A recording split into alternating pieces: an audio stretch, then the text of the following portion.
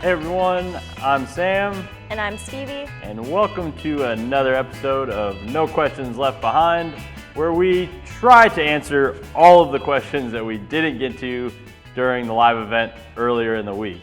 Of course, you guys are overachievers as always and asked a ton of questions, so we have, I think, over 120 questions to answer. So we're probably still not going to get to all of them, but we will do our best. We'll try to keep it short and sweet. Yeah, so we're not going to go over any questions that we thoroughly touched on during the live.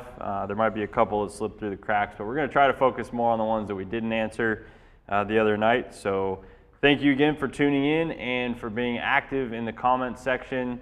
Of course, today we will pick a couple more giveaway winners from the excess questions. So as always, make sure that you're active in those live events, commenting and asking questions, because odds are you're eventually going to win something. So let's go ahead and get to it. Yeah. I'll start off here. Uncle LJ asks, how much water does the collapsible bucket hold? It's an easy answer, 2.5 gallons. Yes.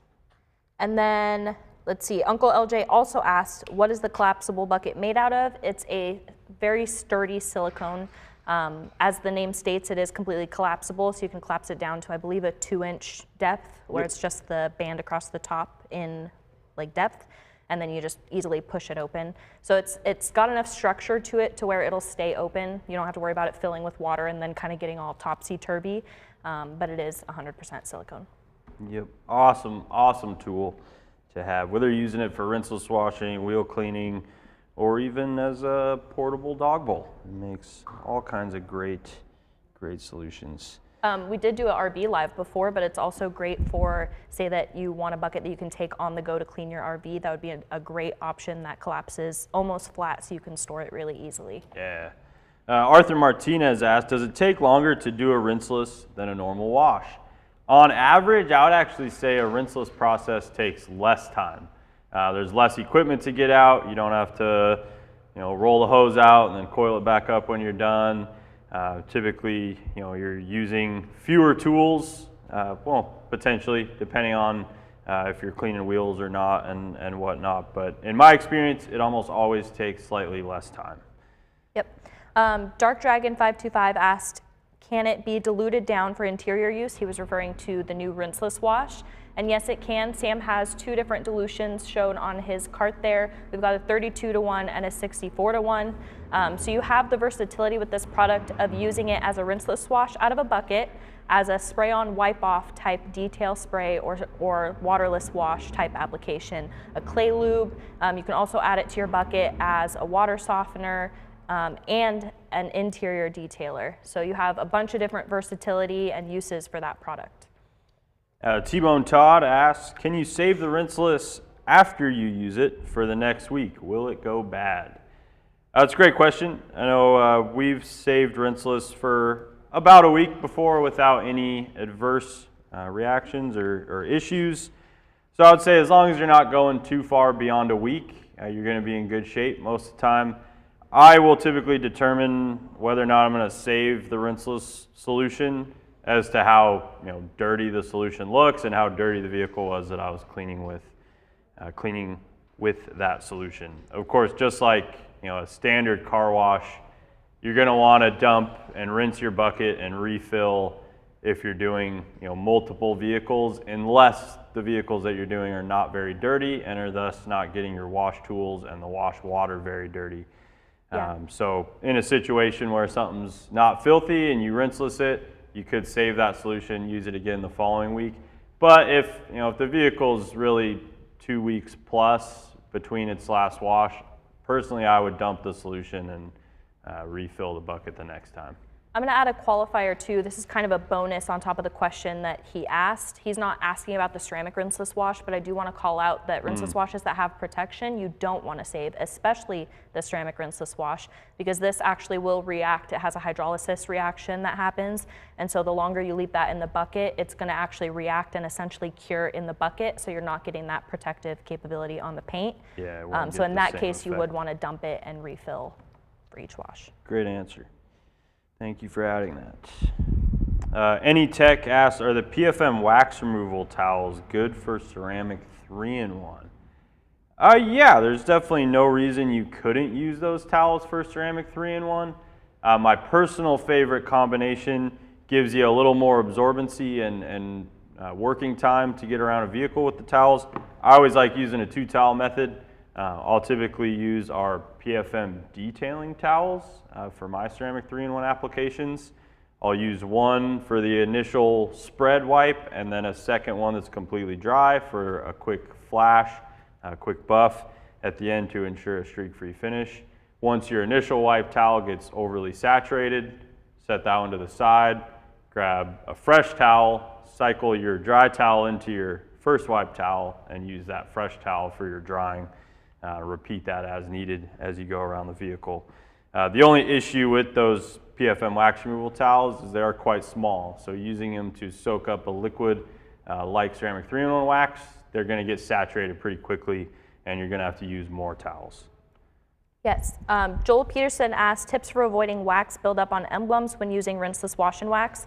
I haven't ever experienced this, so I would say just making sure that you have a long nap towel and making sure you're kind of getting into those little grooves, because sometimes there will be a little ledge almost around these emblems, especially like, for example, Toyota or Subaru, you know, you have that little indent, if you will. Yeah. So just making sure that you really kind of wipe in an efficient way to get into those grooves and using an absorbent and long nap towel like our PFM. Yeah, that'll help prevent any streaks. Rinseless wash and wax isn't like a traditional wax, so you're not going to get like a white residue from that product at all like you would maybe with a traditional hand applied wax. So you don't really have to worry too much, although you know it could get streaky in areas around emblems if you're not doing what Stevie recommended and making sure you're getting into those tight spots where moisture can often remain if you're just casually wiping over it with a towel. So yes, make sure to give it a little extra attention around those areas, but don't have to really worry about actual like white wax residue. Yep. Alan Friedlander asked, does Speedshine have any protection? No, it does not. And then Elliot Carson asked, sorry for the niche question, but is one of the 3 rinseless washes better at preventing water spots from hard water? I would say with rinseless washes in general, you're a lot less likely to get water spotting because you are wiping it dry almost immediately. You're working panel by panel. So with that in mind, I would say, well, let me add a qualifier that if you are maybe being a little more forgiving in the surface sizes that you're working in for each section, the rinseless wash does have water softening capabilities. So I would say that would have a slight edge. But as I mentioned, there's typically not that much of a risk of leaving behind water spots with rinseless washes. Great answer. Kane Tube V1 asked Speedshine as a drying aid. You could use it as a drying aid. Not going to hurt anything using it in that function. My personal favorites for drying aids are something that's going to add some protection though, like our spray-on wax, Best Show spray wax, ceramic Speedshine. Those are all options. Rinseless wash and wax diluted at 15:1. Those are all options to add some protection to the surface as you're drying the vehicle, using those as a drying aid. You're talking about drying aids. We had a lot of questions, including this one from Alan Friedlander, about using the rinseless wash as a drying aid and what dilution ratio we would recommend. And I would say the 64:1 is a great option, but as we mentioned, we would recommend something with protection. That's typically when you get the most benefit, but it is an option. Yeah, you could still add some lubricity to that process by using Speedshine or rinseless wash. Samuel Donko asked, does spray-on car wash foam with the pump-up foamer, or would it be best to use it that way? Spray-on car wash will not produce foam. The best tool of ours, best delivery tool of ours for that product would be the cordless foamer and sprayer. You can use the adjustable spray tip on that cordless tool, fill it up with your spray-on car wash, and cover the vehicle very quickly with a liberal amount of product, much faster than if you're using the trigger spray. It's also a great method for any of your rinseless pre-dilutions or pre-soak dilutions, as well as really anything that you're going to be spraying over the entire surface of the vehicle. Speedshine, yeah, any of the rinseless products, spray-on car wash, that is a perfect function for the cordless foamer and sprayer with the spray tip. Yeah, we had a lot of people in the chat last night too chiming in saying that they love that use for the cordless foamer and sprayer. Enthusiast asked, is y'all's rinseless a polymer or surfactant-based rinseless? It is a polymer-based rinseless.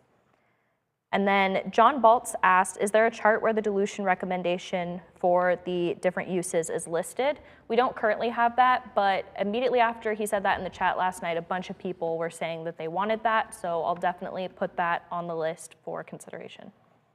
Yeah, I think that's something we could easily add to the website. It's essentially taking a portion of the back label. Let's see. Elliot Carson asked, is one of the 3 rinseless washes better at preventing water spots from hard water? All right. Sorry. Getting ahead of me. I just get so lost reading these questions while you're answering them. I need to pay more attention. Here, I'll get one while you find one. Samuel Donko asked, do the secondary bottles come with the gallons, and are the rinseless washes available in gallons? The rinseless wash in particular is available in a gallon. It doesn't come with the dilution bottle, but that is sold separately as an option. So you can either get the gallon or the 35 ounce of concentrate and then throw on one of the dilution bottles, or 2 if you want to have pre-diluted options in both of the dilutions. And then are all of the rinseless washes available in gallons? We have the rinseless wash and wax in a gallon. We do not have the ceramic rinseless, and spray on car wash also comes in a gallon. So all of them but ceramic rinseless. Enthusiast asks, what's the difference between spray on car wash versus speed shine? I'm going to give you a little bit of a hard time, Enthusiast. I'm going to say that you've been here enough, you should know this answer. But straight over tackle, the main difference, spray on car wash is going to replace a car wash, whereas speed shine is going to be more intended for use in between car washes. Speed shine is not nearly as lubricated, so it's not going to handle as heavy of dirt and dust as spray on car wash is. That being said, you want to give the caveat that spray on car wash does have limitations to replace a traditional car wash. You wouldn't necessarily want to use spray on car wash on a severely dirty surface like we went through the other night. You're going to be better off using a rinseless or a traditional wash method. Basically, the dirtier the vehicle is, the more water you want to implement in your car wash. So, for a severely dirty surface, you're going to at least want to do a traditional wash, if not a foaming wash. For situations where you have a light to moderate amount of soiling, spray on car wash is perfect. So if you are utilizing spray on car wash as your main wash solution in the wintertime, I would recommend doing it probably once a week to make sure that you're not getting out of the bounds of what's going to be safe and effective for that product. I used to use that product religiously when I lived in a duplex. All I had was a carport. That was when I had an Audi S4, and I would spray wash it at least once a week. It's quick and easy if you're doing it that often as well. So. Yep. Uncle LJ asked, does the spray-on car wash have a wax in it? It does have carnauba in it, but I would counter that and back up. Yes, it has carnauba, but we don't recommend relying on that as a sole protectant. There is a hint of carnauba in there just to kind of add that extra kind of pop and shine to the finish, but it's not going to give you really any quantifiable protection that you'll want to rely on solely. So yes and no. Excuse me. Great answer, Stevie. That one's a tricky question because technically there is, but it's not super functional protection. Elliot was asking a lot of good questions as well, so thank you, Elliot. You might be in the running for a giveaway by the end of this one. He didn't win yesterday. Okay. Do you recommend shaking the rinseless wash bottle before dispensing? Some competitors say not to shake. Yeah, I mean, really all of our liquids we recommend shaking prior to dispensing. None of our liquids stand out as products that shaking are going to hurt them in any way. So I've definitely gotten in the habit of shaking up pretty much everything before I go to spray it or pour it out. Just good practice to be in. Not that you necessarily have to with rinseless. It's probably not going to hurt anything. It's not something that is likely to separate by any means, but it's not a bad habit to get into. Yep. Joshua, not going to try and say your last name, starts with a P. For the glass coating, is there anything you need to do first to remove remnants of a different or old coating first? Yes, we absolutely recommend if you have a previous coating that's maybe worn down, not quite as hydrophobic, removing that before you apply your fresh coat is going to give you the full durability of that fresh coat. Yep. So ideally, depending on how robust it is, sometimes like a clay, like a synthetic clay can remove it. Sometimes you'll want to polish. If you're not sure, I would always err on polishing just to make sure that you completely remove it. But that way you don't have any failing or degrading protectant that's essentially impacting, or what's the word that I'm looking for, inhibiting the fresh coat from fully bonding to the glass. Yeah, I'd say, I mean, it's pretty crucial with that product. Really, you want to treat it like any durable protectant that you would put on the paint surface. Same rules apply. You want to get off any old protection first so that what you're applying is adhering to a perfectly clean surface. That's going to give you maximum durability out of it. You could get away with not removing that, putting it on. It's not necessarily going to hurt the initial performance. You're still going to get a great explosive hydrophobic repellency, but you're not going to realize the full capability of the durability or longevity side of that product.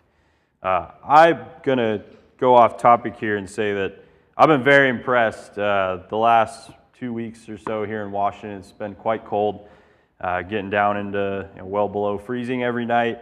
And I have a fresh coat of ceramic glass coating on my wife's van and some old test coatings, glass coatings on my truck. And I've been pleasantly surprised at the difference in ice buildup between the two windshields. It's been cool to see them side by side. Same environment, exposure to the same temperatures, same amount of moisture. They're sitting in the driveway right next to each other.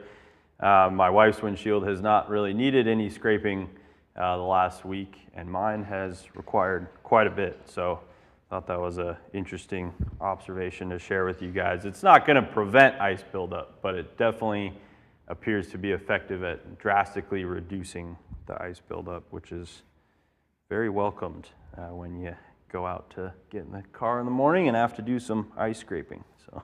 Yep.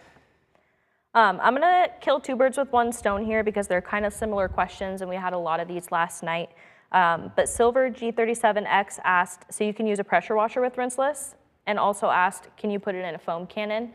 We kind of talked about this a little bit last night, but you don't want to use a rinseless in a foam cannon. And what really makes me nervous about these kinds of questions is that I'm afraid that people are interpreting rinseless as I foam it on and I leave it and I'm good. I don't have to do anything after that, and that's not the case. So I want to make sure that I qualify that by saying you do need to touch the surface with a rinseless wash. It's not something that you apply and leave. But also you don't want to dilute it further in a foam cannon, which is what you're going to be doing. So the answer is no, you don't want to use it in a foam cannon.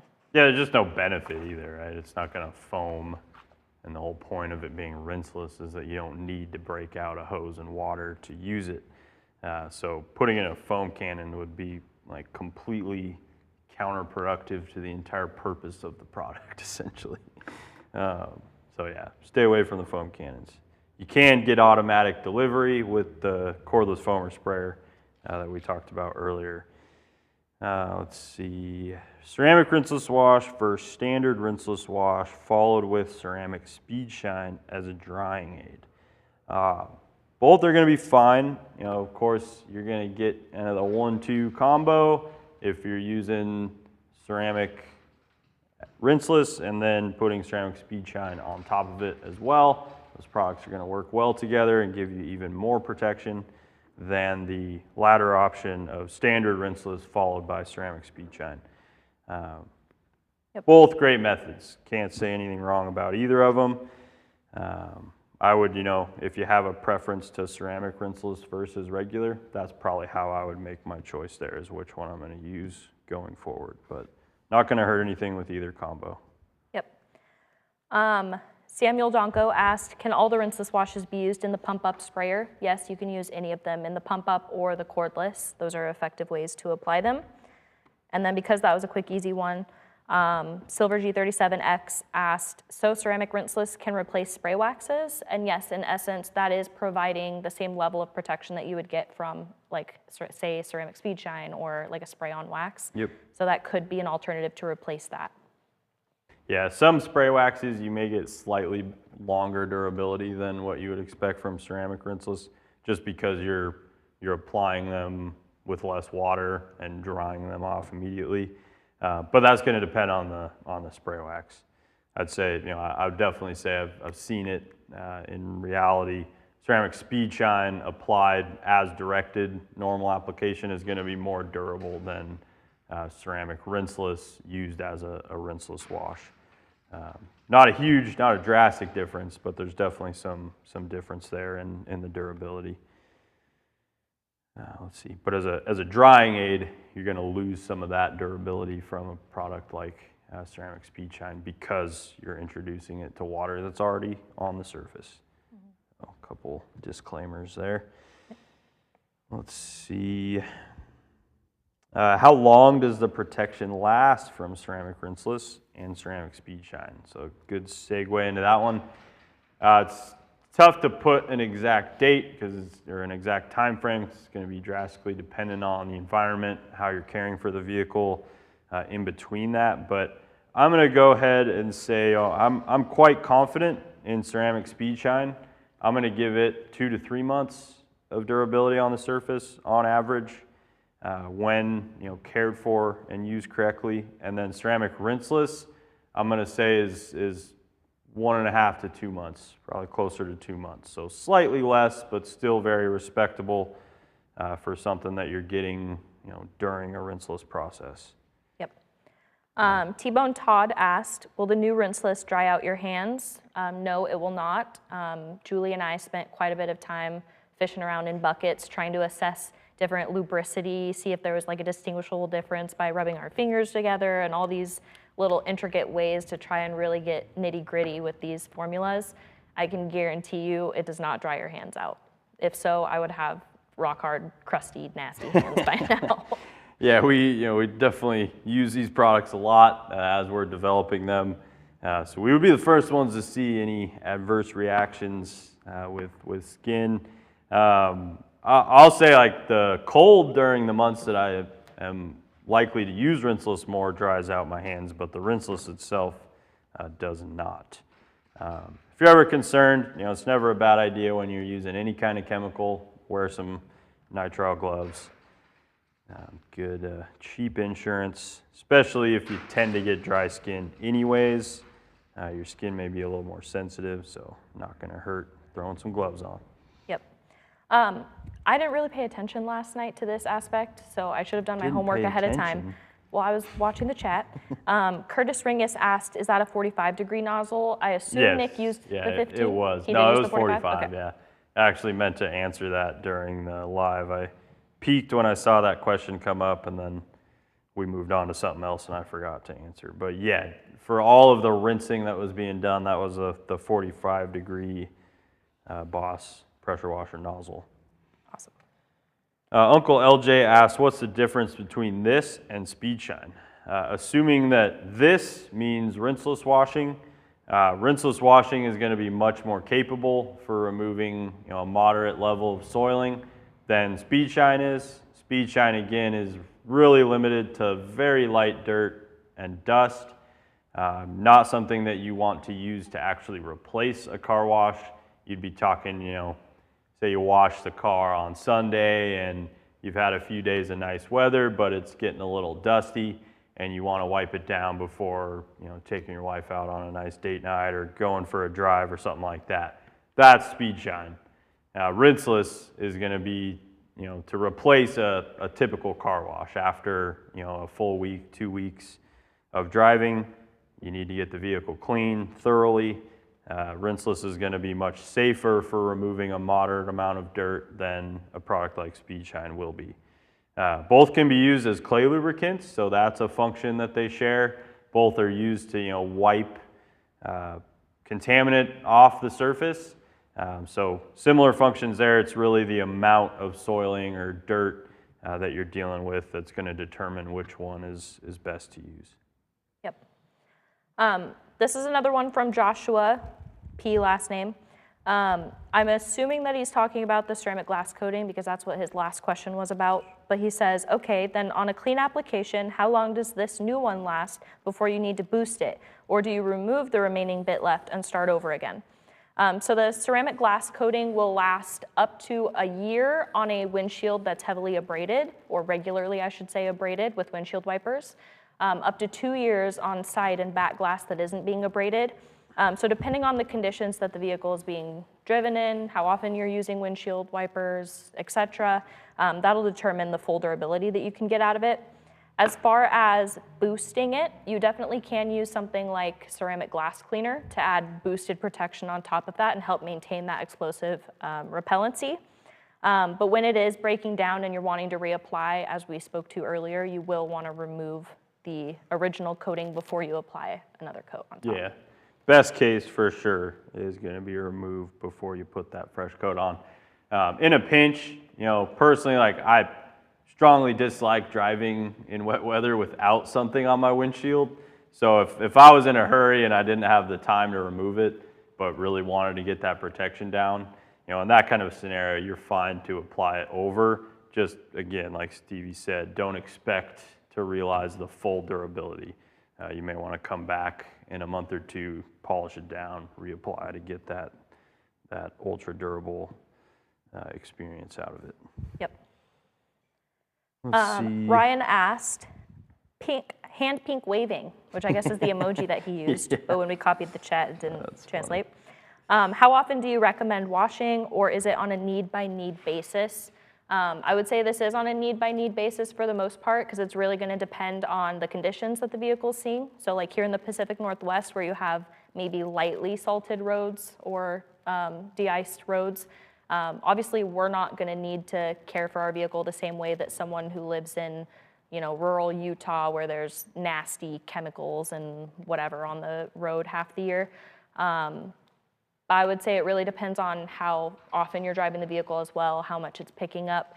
The more frequent you clean it, the better, especially this time of year, and especially if you're planning on achieving a rinseless wash. So I would say definitely more often than not, but there's no hard and fast rule of how often you should be cleaning your vehicle. Yeah, I think general rule of thumb, if you like to keep your cars ultra clean, once a week, if you like to keep them clean, but you're fine with them getting a little bit of buildup, once every 2 weeks.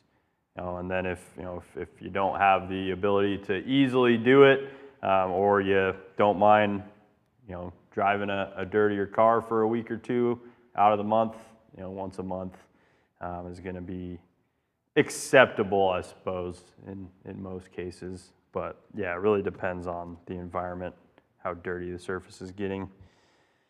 Silver G37X asks, does ceramic rinseless make the towels not as absorbent? That's a great question and a pretty common one that we get with any ceramic related products.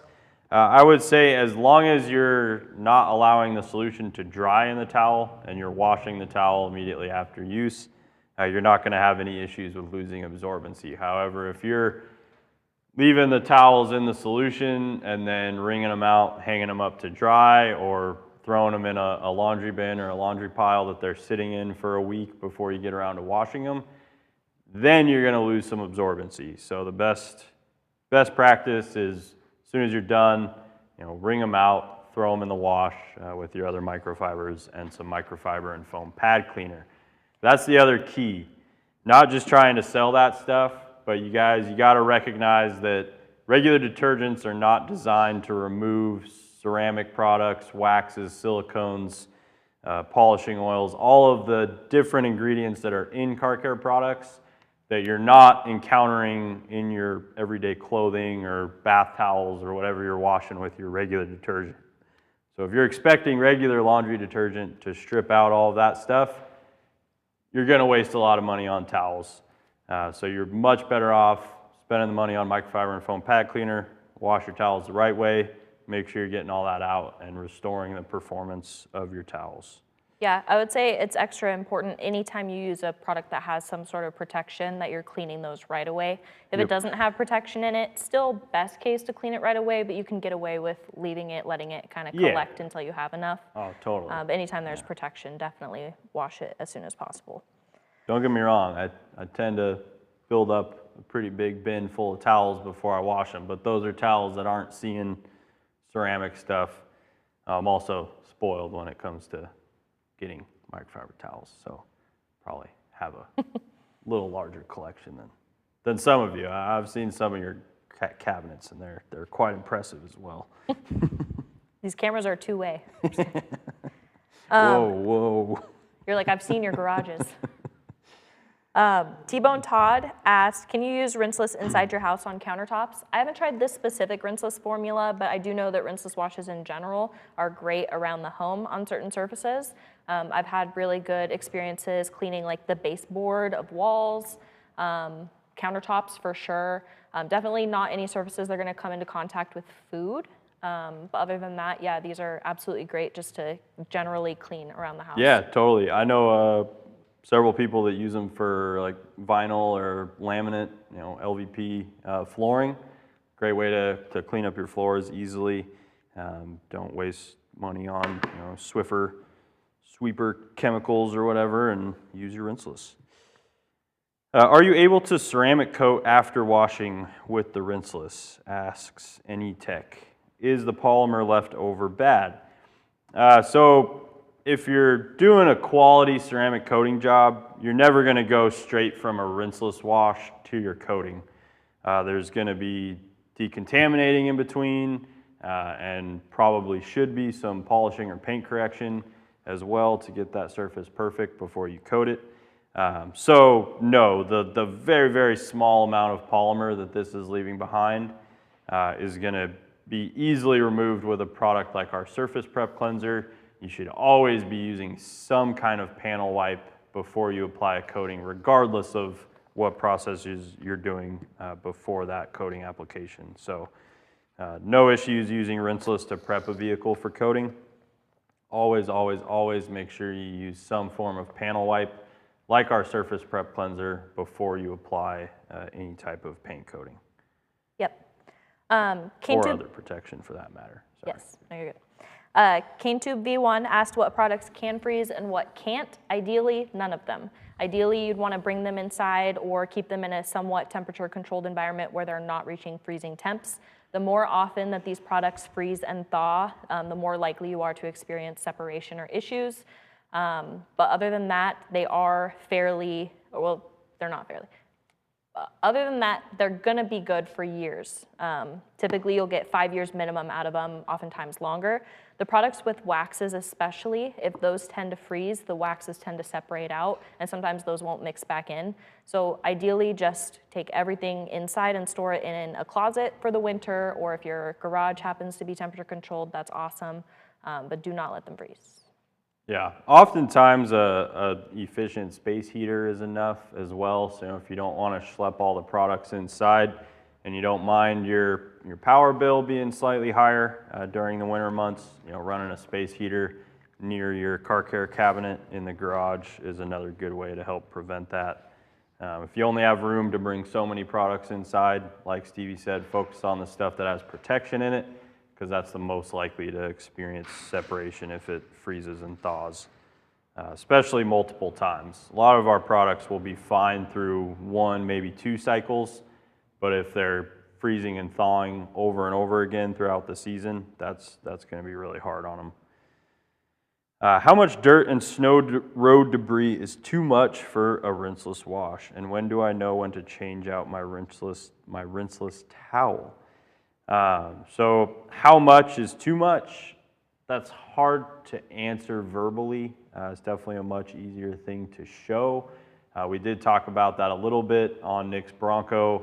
You could see that front door prior to the rinseless wash that I did on it was, I would say, right on the edge of what I would feel comfortable rinseless washing. Anything beyond that, I'm gonna ideally try to wait until I can either get it into a do-it-yourself wash bay and and pressure wash all of that stuff off and then take it home to rinseless wash it, or until I can do an actual car wash, traditional or foaming car wash process. Anytime you see sand, that's a pretty good answer for that question. I'm like, okay, I shouldn't rinseless that. I should either get that off by rinsing it if I have the means, or wait until I can do a more thorough car wash. And then when do I know to change out my rinseless towel? I pretty much operate on a panel by panel basis. So I'll grab a new towel for each panel. Again, I'll recognize I'm on the spoiled side when it comes to how many towels I have around. So if you don't have a ton of towels, I would thoroughly rinse your towel each time you're going to the bucket, and then thoroughly check over it before you put it back on the paint again. If you're seeing and feeling a buildup on that towel, swap it out. I would say at the very least you should be using 4 towels, so splitting the vehicle into fourths, for a rinseless process. So anything less than 4 towels, you're probably running those towels a little too far, unless the vehicle's not that bad. Like I know Nick said when he did his Lincoln, I think he only used 2 towels or 3.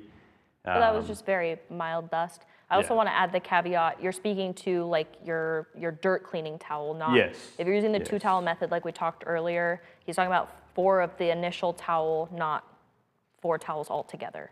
Yeah, well, and when I'm doing the 2 towel method, I'll rotate the towels. So I've got 1 towel that I'm getting wet in the bucket. I'm using that to wipe over the paint, and then I have a separate towel that I'm using to buff dry. Once that wet work towel is soiled and enough so that I'm not feeling good about putting it back to the paint, I'll toss that one on my cart or on the workbench or wherever, set it to the side. Then I'll take the towel I was using for drying, employ that one for the actual wash, and grab a fresh towel to use for drying. So if you're cycling them that way, you might run into 5 towels, but you can still keep it relatively minimal. Uncle LJ asked, what does this ceramic glass coating repel? It's really going to essentially be like a wax for your glass. So it's going to repel, rain, snow.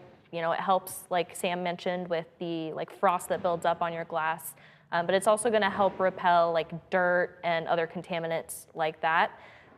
Also, the great thing about the ceramic glass coating kit is that ultra hydrophobic ceramic protection helps carry that contaminant off the glass a little bit better than other standard protectants would.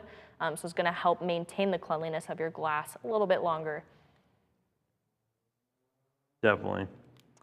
What's the difference? We've already answered that one.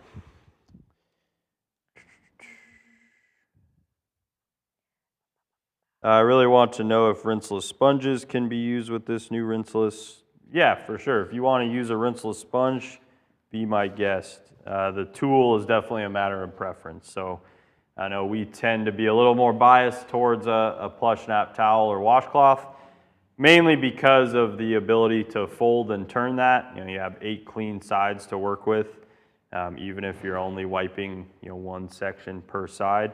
Whereas a sponge, you're not going to have that same luxury, so you're going to have to dunk it more often. But besides that, I mean, nothing wrong as long as you're using a quality rinseless sponge, not a cheap car wash sponge. Yeah. Brian Baumgart asked, do you recommend spraying diluted foaming surface prep before rinsing at the pay and spray? I think that's an absolutely great idea, especially if your vehicle is more heavily contaminated, taking that 15-to-1 and spraying it on 10-to-1. I always mix that up. It's 10-to-1 for the foaming surface prep. But spraying that on, allowing it maybe like a minute or 2 to kind of dwell and soften things up before you drive through, that's a fantastic idea. Or even if you're doing the coin op, I think is actually what you mentioned, but that'd be a great option. Did you already answer how is glass coating different from glass sealant? No. Okay. That was another good question by Uncle LJ. So glass coating is different from glass sealant in that the coating does contain silicon dioxide to give you even more explosive hydrophobic repellency. and durability, but the main differentiator is the abrasion resistance. So the biggest weakness of glass sealant is abrasion. On a windshield with wipers in use, it's going to drastically shorten the life, whereas the ceramic glass coating is much more abrasion resistant. It's going to outlast glass sealant on a windshield that's being exposed to wiper use. So initial hydrophobic repellency is going to be similar between the two, with a slight edge to the glass coating, but overall durability, specifically on a surface that's being abraded, like a windshield, you're going to get a much longer lasting result from the coating. Yep. Application is also quite similar. I'd say, surprisingly, ceramic glass coating, I think, can actually be a little easier to use than the sealant. But try it out. Let us know what you think. Yeah, I think the wipe off of the ceramic glass coating is a hair more effortless. Yeah, yeah. Just enough to be noticeable. Yeah. Like when you've done countless glass coating jobs. FC Hambone asked a fun one, and I know that this is something that you guys really love about using our products, is that they all smell amazing. But he asked, what does the new rinseless smell like? If you use the Brilliant Finish car wash, it's kind of familial. Brilliant Finish rinseless wash. Sorry, Brilliant Finish rinseless wash, yes. It's kind of familial to that scent. It's along the same lines of like a fresh tart berry, but I'd say they're cousins. They're distantly related. That's the best way I can describe it without you actually smelling it. It's kind of like a blueberry, like maybe mixed berry-esque. Don't give away the surprise. Oh. So it's okay, I'm totally kidding. Yeah. Matt, I mean, cut that out. I already gave it away during the live. It's representative of the color of the product, so you can probably get it what that is. A little bit of blueberry, a little bit of other berries. I don't know. Smells great. Try it out. Let's see. When will you put rinseless wash in 22-ounce bottles? Probably never. Well, I should never say never, but Tony, the main reason we do it in the 35s is just the competitive landscape.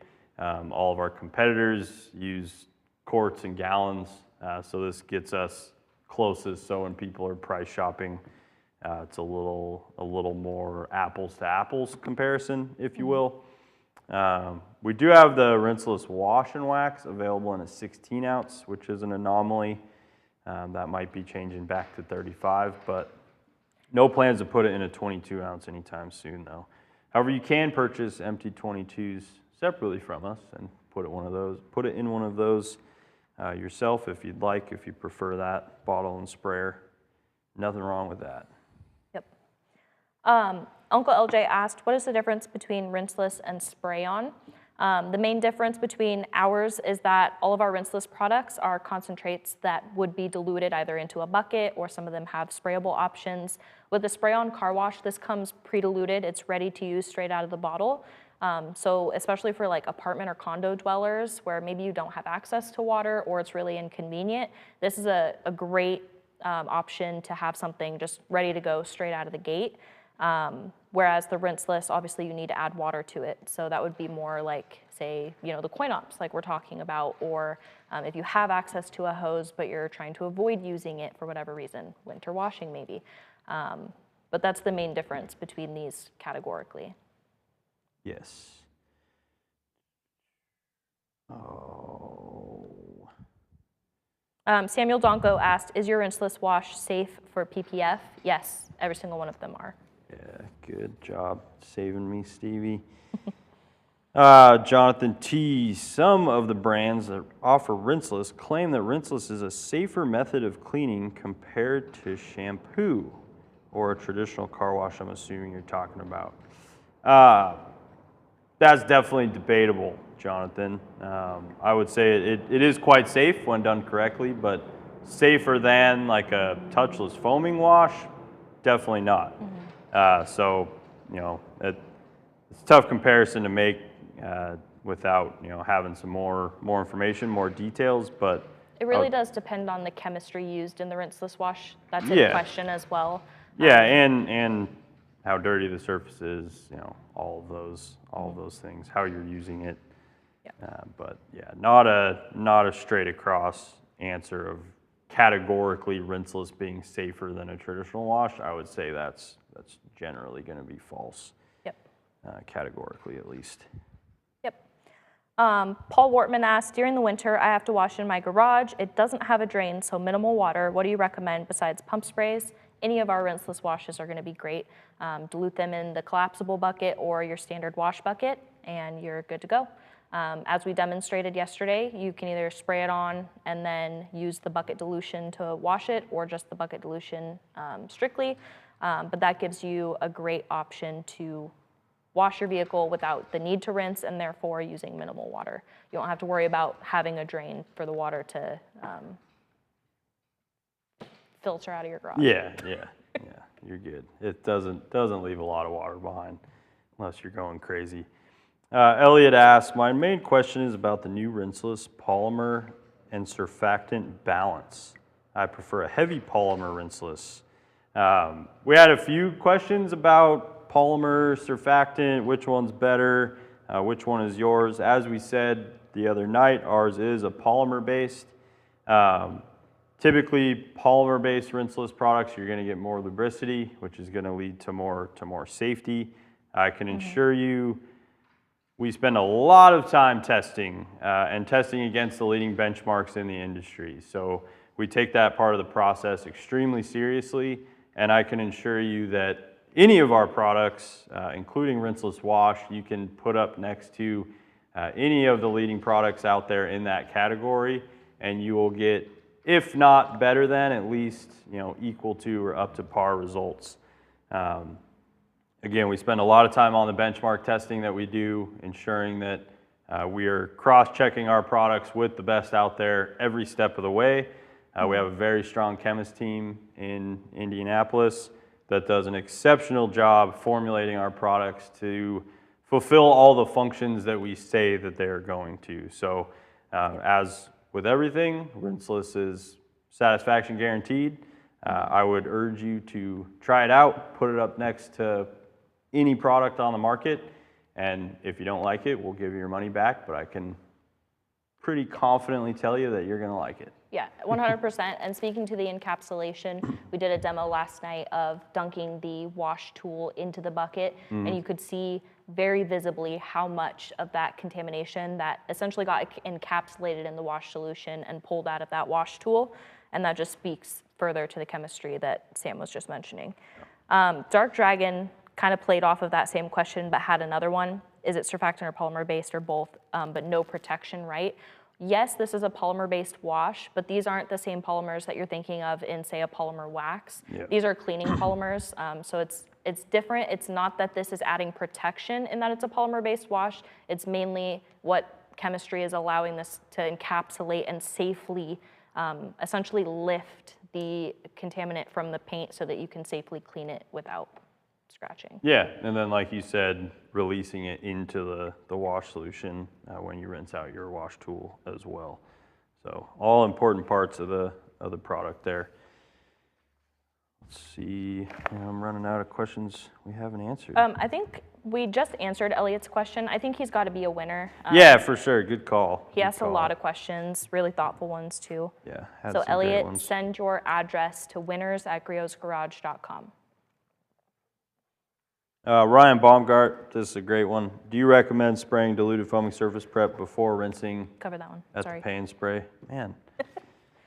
You're too slow. Kill me, apparently. I just gotta wake up here. Dark Dragon asked, are those companion spray bottles available too? They are. I believe they're $5.99 for the bottle and sprayer.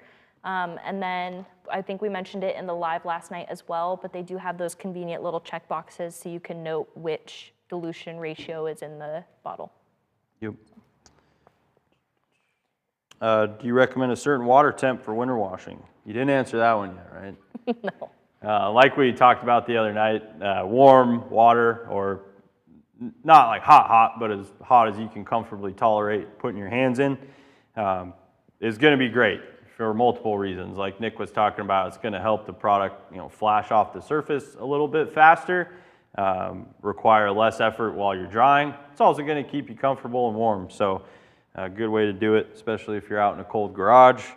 Fill up your bucket inside with some nice warm water and prevent your hands from freezing off. Yep. FC Hambone asked, will it be safe on matte or stealth finishes? Yes, 100% safe, referring to our rinseless wash. Yep. What happens if you have well water? Any recommendations or treat the same?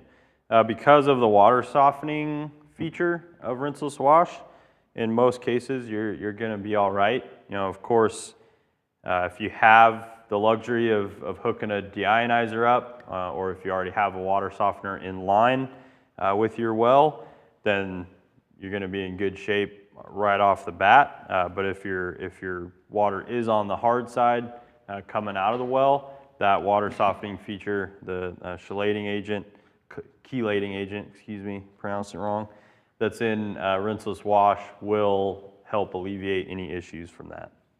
Yep. Curtis Ringus asked, high pressure rinse. Are we talking about pressure washer or something like the finest water hose nozzle? In this case, we were talking about a high pressure rinse from a pressure washer. So that could be at a coin op or if you have a pressure washer yourself. Yeah, I mean, really the best that you have access to, like a finest water hose nozzle is going to be better than not rinsing at all. So if that's all you have ready to go, then that's definitely better than not pre-rinsing if you have heavy grit and contaminant. But yeah, when we say high pressure rinse, like Stevie said, we're usually talking about a pressure washer. Yep.